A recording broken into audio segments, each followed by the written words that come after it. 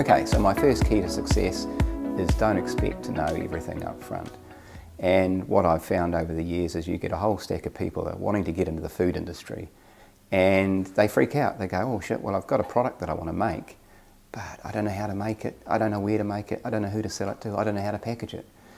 And then you get the opposite side of the scenario with people who think they know everything, and they're even worse because they refuse to change. They won't listen to you, they won't change themselves or their systems. And I tend to think that those type of people are the ones that actually fail in the food industry first. And I know from my own experience, my first beverage company back in the 1990s, our first year was an absolute disaster. And I remember 2 weeks after we started, we recognised that we actually had to bring more products on in order to succeed. It was about 2 years after we started, we actually recognised the power of distribution, and we actually changed our whole business based on distribution. So rather than being a juice manufacturer, we actually became a juice distributor. So my advice to everybody is A, don't freak out, because you're going to learn what you need to learn along the way as long as you're prepared to do it. And basically business is an ever-evolving situation. You never expect to be an expert in it, and always be prepared to learn. Okay, so my second key to success is manufacturing facility, and really this is a reference to actually forward planning. And again, if you look at it from a startup perspective, there's a lot of people that think, oh, I want to leave the rat race. I want to go and start manufacturing my own food product. So they do it in their own home, and that's as far as they think. So they go, oh, well, I'm going to create my own business. But what they're actually doing is creating a salary for themselves. You know, they're just swapping one wage for another. So you get to the point where you start making the products and you go, oh shit, I need a hell of a lot more volume than this to actually make a profit. How am I going to do it? And that's when I've got a lot of phone calls in the past. People come to me and said, oh, we're actually manufacturing our homes. How do we find a factory? And how do we get all the permits we need to get into these clients that want our products? So again, my advice here is to look really intensely before you actually start and go, what am I going to do once I get out of my kitchen? You know, what's the factory I'm going to set up? How much staff do I need? What sort of equipment do I need to buy? And what sort of turnover do I need to not only get rid of all these overheads, but to actually make a salary for myself and a profit for the business? And I'd say that's probably one of the most common mistakes in the food industry today, is people just don't think that far out. They tend to think boutique. They tend to think boutique in terms of the style of the product they make, in terms of the price they charge. They tend to charge far too much for their products. So it's all very well to say, hey, I'm going to produce a bottle of ginger beer. Now, if you produce one bottle a week, you're going to have to charge $5,000 for it. And it's never going to sell. So you've got to think, hey, I've got to sell 10,000 a week and I've got to sell them at $2 each. And then you go, well, I can't do that out of my house. So it's actually really interesting when you actually get people focused on looking further on down the track. Then they get some clarity and start to believe what they're doing is right, and they can actually start to plan properly.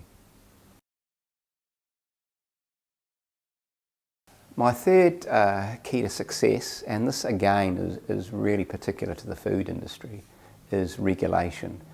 And regulation covers a whole raft of things, but in particular it covers an expertise that you don't generally have.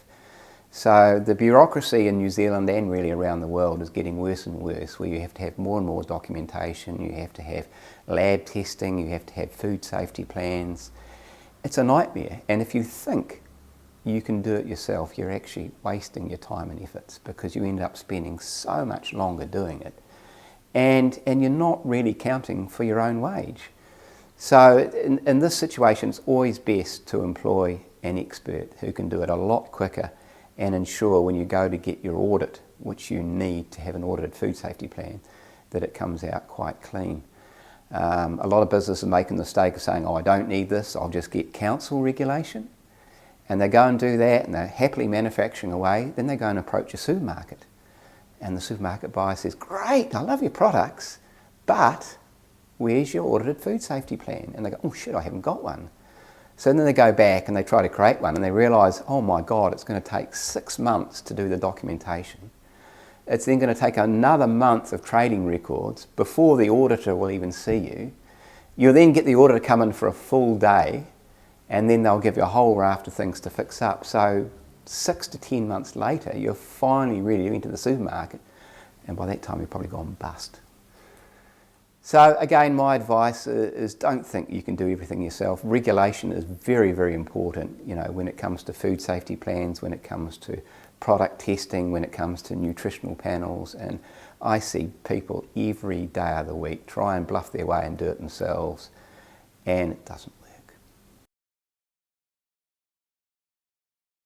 Number 4, key to success in food manufacturing. Well, this is actually a biggie, and it's distribution. Now, you can have the best product in the world, but if you haven't got an effective means of distributing it to your client base, then you're pretty much stuffed. In New Zealand, it's even more important because we've got a very small population. So you want to be able to get into everywhere you can. My first business, Juice Express, we started off as a juice manufacturer. And as I said before, 2 years down the track, we actually realised that the distribution was the key part of our business, especially in food service.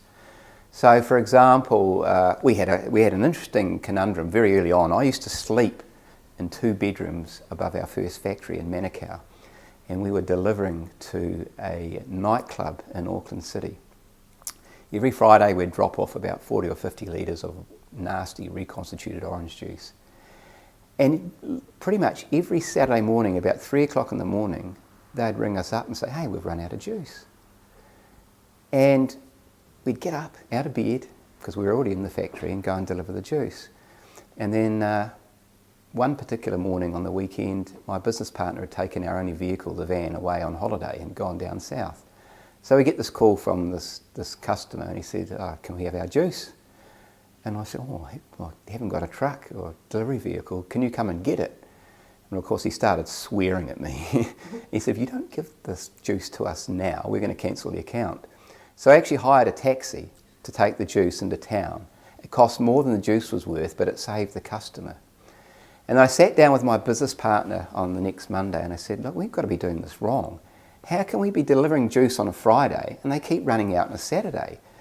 They're the ones asking for it. They know what they go through, don't they? They obviously don't.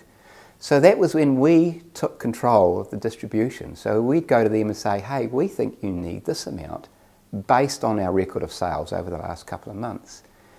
And as soon as we did that, virtually all our call-outs stopped. But what also happened was our sales went up.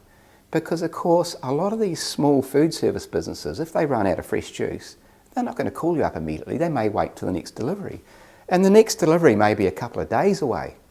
Now, it's okay for them because they can give their customer something else, but it's not for you because you miss out on key sales. So we actually found overnight our sales went up 9% just by that simple fact of getting a better distribution system up and running. Number 5, key to success in, well, pretty much any business is your unique selling proposition. Now, this one really bugs me because I see so many companies that are just creating Me Too products. So you go to a buyer of a supermarket or a cafe or basically anything and they say, well, why am I going to buy your product? I've got half a dozen other brands like that, you know. And even if they do accept it, the only reason they're accepting it is because maybe it's cheaper in price. But then the next person come along and offer something at a cheaper price. So the key thing, especially in the food industry, if you're going to create something absolutely amazing. Create a reason for your customer to want to buy this product, to want to brag about it to their customers, because you'll sell a lot more and you'll be a lot safe in the knowledge that nobody else has got a product the same as yours. Key number 6 to success in business, the brand. Now the brand for me actually has 2 different meanings, I guess. One, of course, is the value of the business when you go to sell it. And then the other part of that is how you interact with the brand on a day-to-day basis.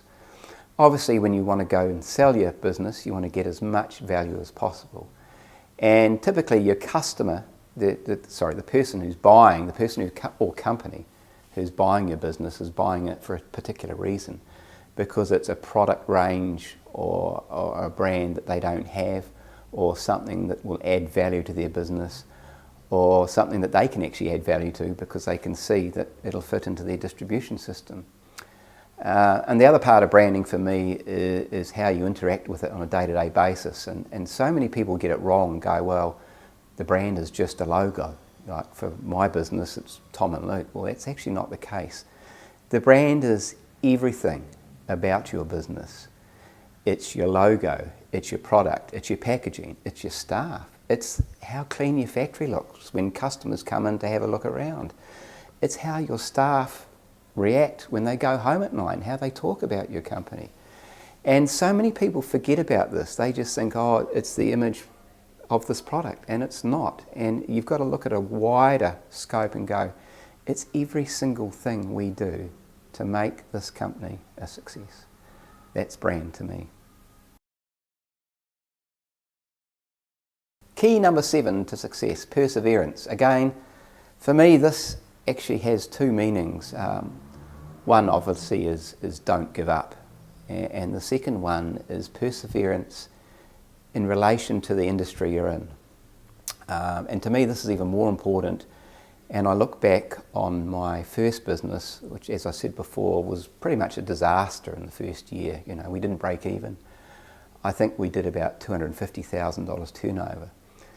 But what I recognised was that in the juice industry, we were part of the beverage industry in New Zealand. And it's $1 billion industry. It's a massive, massive industry. So if you can't succeed in that size of an industry, well, you shouldn't be in business at all. And really nobody can stop you from succeeding. It's only yourself. And as we found out when we started hitting all these barriers, I kept on looking back on this one fact going, shit, I can't let myself down. I have to look for different ways of succeeding in this business. And I kept on persevering until we succeeded. Number 8 in keys to success. And this one's another very important one. And as Laura has probably told everyone time and time again, you're in business to sell it. Okay, and in New Zealand, I think that's even more important because typically, A, we're a very small country with a small population and we're isolated from the rest of the world. So you don't typically have companies with very, very high turnovers and massive profits. And most owners will spend the first 5 years working in the business, paying themselves a minimal salary and no dividends. And so really all the value comes out of the business when you go to sell it. So I tend to think of, well, if I'm going to start making something, who's potentially going to buy it 5-10 years down the track? And why are they going to buy it, you know? Typically the bigger companies are going to go, well, if we've got superior distribution, we could buy your product range and we could double or triple its turnover in next to no time. So we could be buying it for 50 cents on the dollar on that basis. Or we're buying it because it's in a different niche to what we're currently doing. There's many and varied reasons, but it pays to look into it and pays to look at the companies who are out there now who have the money and have the desire to buy your sort of business.